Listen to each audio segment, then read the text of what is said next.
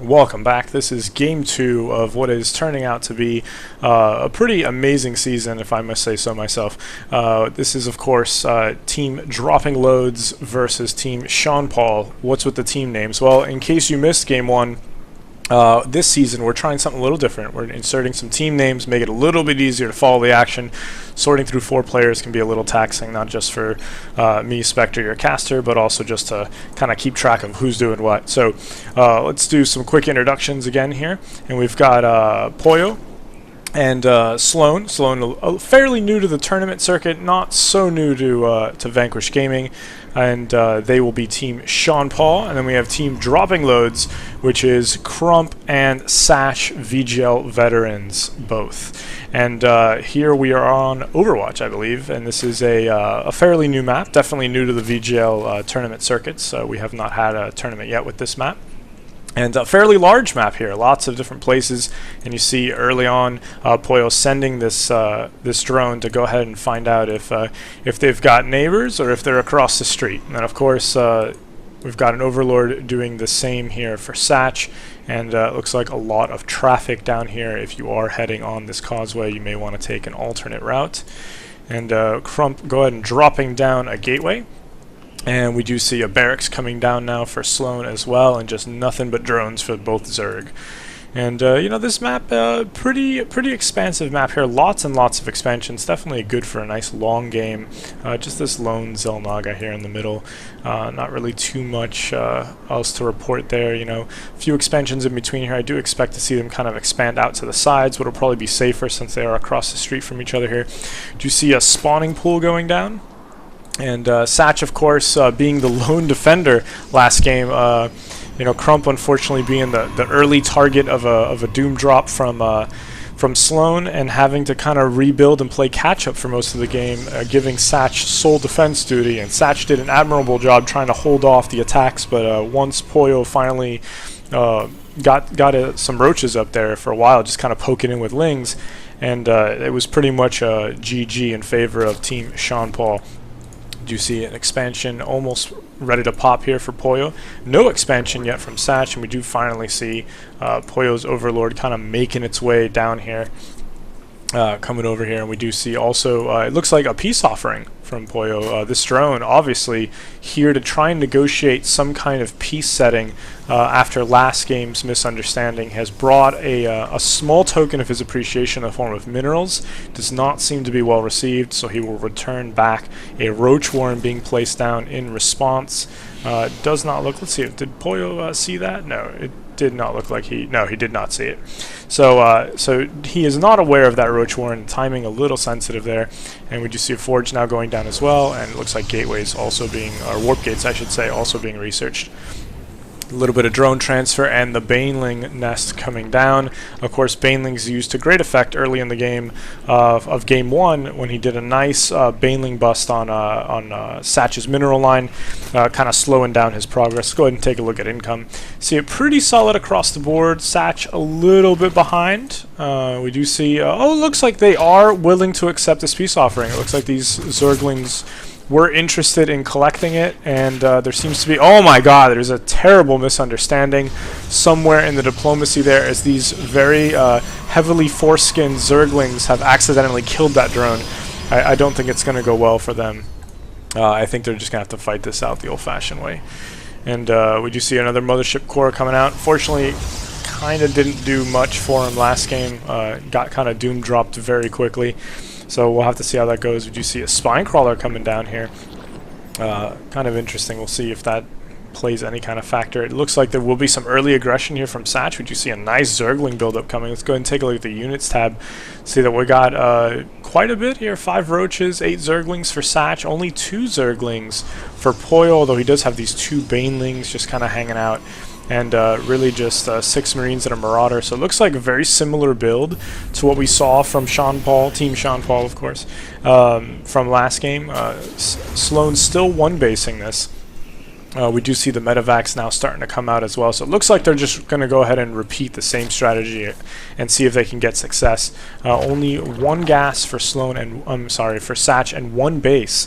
This is a one basing Zerg, so this is going to be a little sensitive here with Satch. I mean, he still has some time to expand before it gets super late, but as of right now, I mean, he's really playing it close to the vest here. Looks like they may be able to snipe this Overlord. No, he's just out of range of Crump, and very symbolic considering how last game was. But we do finally see this additional gas going down, and some spine crawlers for defense. Apparently several spine crawlers. Nope, changes his mind on that one, just 2. And everything's pretty quiet on the home front. Nope, just as I say that, we do see a roll-in come in here. And Poyo coming in with some speedlings. Looks like he's going to poke and maybe see what's going on. He sees no expansion. You know he's got to be happy about that. Or he's probably wondering where they hit it. We see one Zergling just run up the ramp there, try to see what he sees. Unfortunately, not much. And he is now running back down. Looks like he did not like what he saw. And he's going to wait probably for, I'm guessing, Sloan to rally up his troops here. Team SeanPaul, of course, has been playing for maybe a little less than a year together as a team. They have some pretty good cohesion, definitely some very well-practiced builds. I would say they're one of the most favored teams in the season, not to, you know, say anyone's better than anyone else, but they're definitely one of the more seasoned teams as far as teamwork is concerned and playing together. Satch and Crump, of course, have known each other for a while, never officially played together, at least not that I can think of off the top of my head. So this is really their first tournament setting together, but you know, so far off to a little bit of a rough start, but both of them seasoned players. You know, Satch, of course, has enjoyed some successes in the tournament circuit. So we do see a rollout. See Sloan going in with the same 3 medevacs. Looks like almost a mirror build, except this time Poyo is coordinating himself to attack a little bit later, so this way they can attack together. He's perched himself just outside of Satch's army here. He's got a few, it looks like he has 1 zealot in there as well. And we do see this has been detected. And it does not look like there's been any motion. No, it looks like Crump is moving in now to try and help. He does have some cannons back here. It's going to make it very hard for Sloan to do this. And we do see the Zerglings poking in a little bit here from Poyo. It looks like Team SeanPaul getting shut out. There is nothing here for them. Does not look like they will be able to make this happen. Oh, and Sloan, he's not content with waiting for a better day, and he is going to get bubbled, surrounded, enveloped, stamped, and sent home. And oh, 1 medevac going down, full mostly with people. And you see this Mothership Corps just kind of escorting them out to the border, letting them know they are not welcome here. And it looks like words may be coming back to Poyo. Sloan either got a little too overconfident or he just got a little too impatient, making that drop. It was a very bad placement there. Crump and Satch starting to look pretty strong here with this army. Let's go ahead and take a look at the units tab. Oh, and we do see Poyo denying this expansion here. Very critical that expansion stay, and we do see Crump kind of abandoning the post there, but I'll go ahead and allowing this pylon to stand.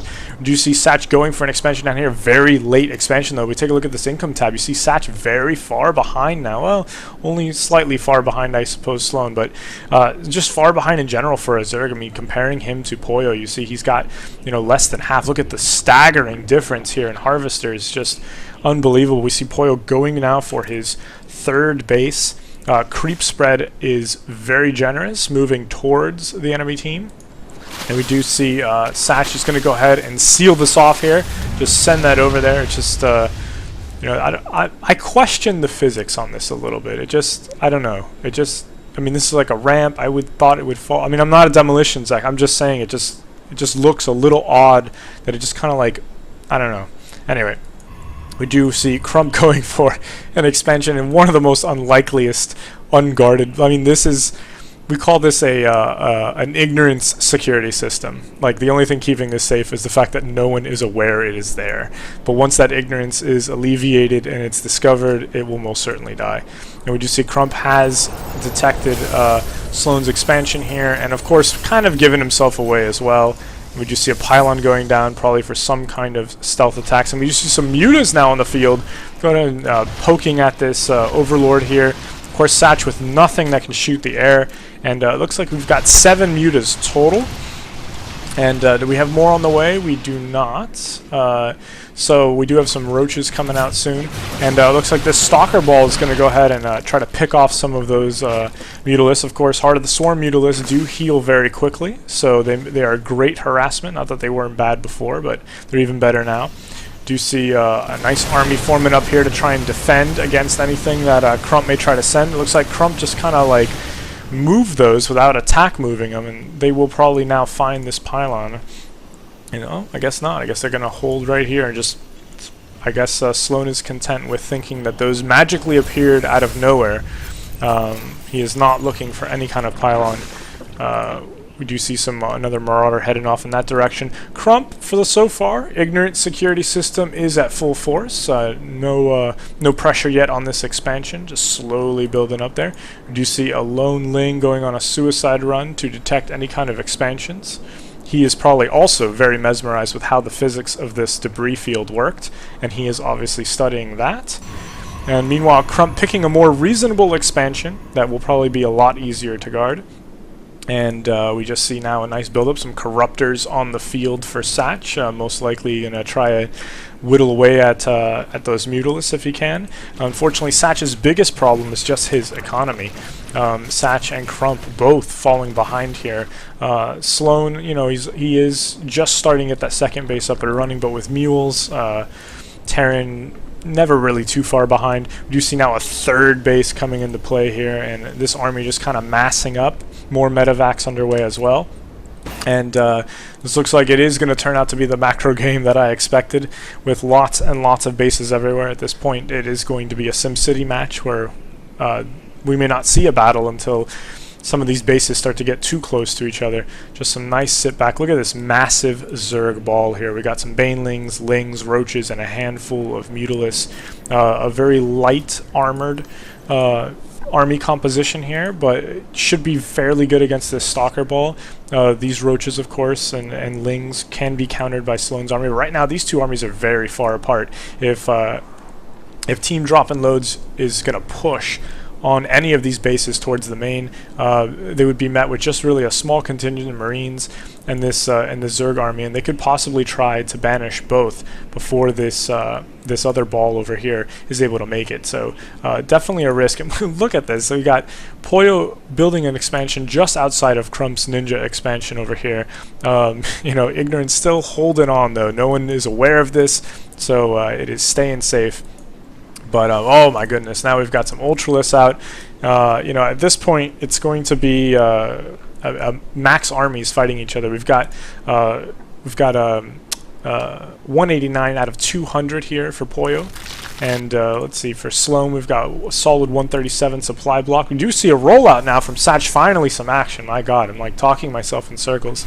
And here we have some Mutalisks just flying by, taking fire. They go ahead and take the Zelnaga, only to realize that they have been detected. And oh my goodness, we also see these Mutas have found a destination here, just kind of distracting Crump. Crump has separated himself. Of course, he has been delayed. He is separated now. This handful of Hydralisks is going to get completely surrounded by these Zerglings. And meanwhile, Satch has gone to like the literal worst place on the map to go, right into this enormous MM ball. And now he is being completely separated. And now I believe he owes Crump a damn it statement, because he's probably wondering where the hell his partner was. Now Crump is starting to feel like the wrong person in a horror movie, as his friend has not returned, and this enormous, monstrous group of Zerg is now chasing him. And you see Crump just doing the only thing he can do, which is mass recall and evacuate back. Finally, Satch, some Roaches come in to help and back him up. And you see the Zerg army just being very cautious here. Poyo being this is much more cautious than I expected Poyo to play. Poyo usually all over the map, sending units everywhere, and he is instead taking a very, very tentative approach here.